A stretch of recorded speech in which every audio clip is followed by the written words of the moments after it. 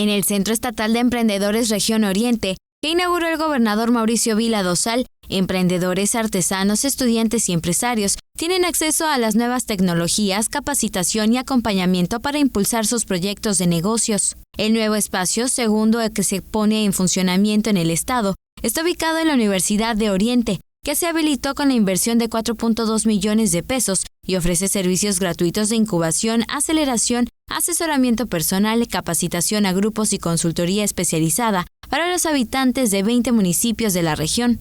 El gobernador supervisó la puesta en servicio de la línea de envasado, sellado y etiquetado de productos líquidos como miel, salsas, concentrados, entre otros, con que cuenta y que está a disposición de los usuarios que lo requieran.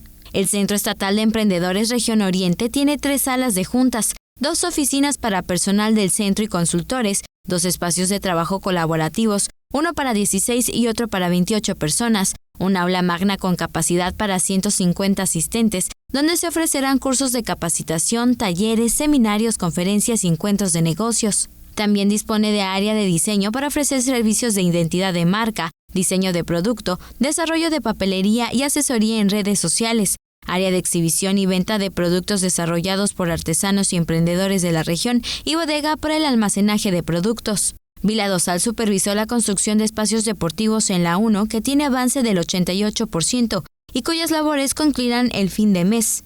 Luego, en el Centro de Convenciones de la Cámara de Comercio de Valladolid, el gobernador presentó el panorama de la pandemia, así como los pormenores de la campaña de vacunación contra el virus, además de temas de salud, economía, movilidad, seguridad, entre otros. Tele-Yucatán te informa. Tele-Yucatán te informa.